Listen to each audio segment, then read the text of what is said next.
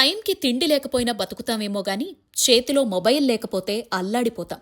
Social media craze పెరిగిన తర్వాత యువతులు అయితే పుస్తకం బదులు మొబైల్ హస్తభూషణమైపోయింది.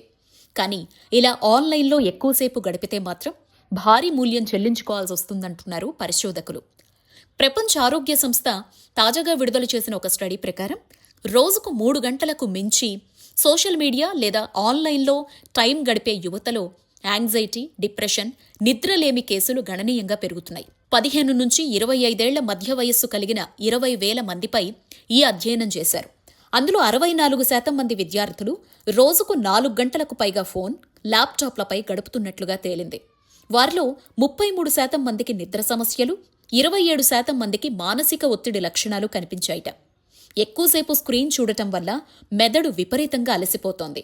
సరైన రెస్ట్ లేక మెదడు పనితీరుపై ఈ ప్రభావం పడుతోంది. అంతేకాక నిరంతరం నోటిఫికేషన్లు, వర్చువల్ కాంపిటీషన్ వల్ల డోపమైన్ స్థాయిలు అసమతుల్యమవుతున్నాయి. ఫలితంగా అలసట, ఫోకస్ తగ్గిపోవడం, ఎమోషనల్గా స్టెబిలిటీ లేకపోవడం లాంటి మానసిక సమస్యలు తలెత్తుతున్నాయని హెచ్చరిస్తున్నారు నిపుణులు. అసలు ఫోన్ వాడకుండా ఉండటం ఈ రోజుల్లో సాధ్యం కాదు. విద్యార్థులకు కూడా ప్రాజెక్టు వర్క్ కోసమో, ఆన్లైన్ క్లాసుల కోసమో ఆన్లైన్లో ఉండటం తప్పనిసరి.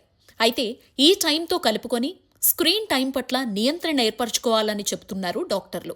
స్కూల్ లేదా కాలేజీ వర్క్ ఉన్నప్పుడు ఎప్పుడైనా అయితే ఓకే గాని స్టడీతో పని లేకుండా రీల్స్ కోసమో, ఇతర సోషల్ మీడియా ఆపరేటింగ్ కోసమో అయితే ఎక్కువ సమయం ఫోన్లో గడపకుండా చూసుకోవాలి. రోజుకు 2 గంటల కంటే ఎక్కువ స్క్రీన్ టైం వద్దని సూచిస్తున్నారు. పడుకునే ముందు కనీసం 1 గంట ముందు ఫోన్ వాడటాన్ని ఆపేయాలి. ఆన్లైన్ ఫ్రెండ్స్ కంటే ప్రత్యక్ష మిత్రులతో గడపడం మానసిక ఆరోగ్యానికి ఉత్తమం. యోగా, మెడిటేషన్ వంటివి ప్రాక్టీస్ చేస్తే మానసిక ప్రశాంతత పెరిగి బ్రెయిన్కి రెస్ట్ దొరుకుతుందిట. డిజిటల్ డీటాక్స్ అనేది ఇప్పుడు ఫ్యాషన్ కాదు, అవసరం. టెక్నాలజీ వల్ల లైఫ్ సౌకర్యవంతమైంది కానీ దాన్ని కంట్రోల్ చెయ్యకపోతే మన సైకాలజీని అది కంట్రోల్ చేస్తుంది.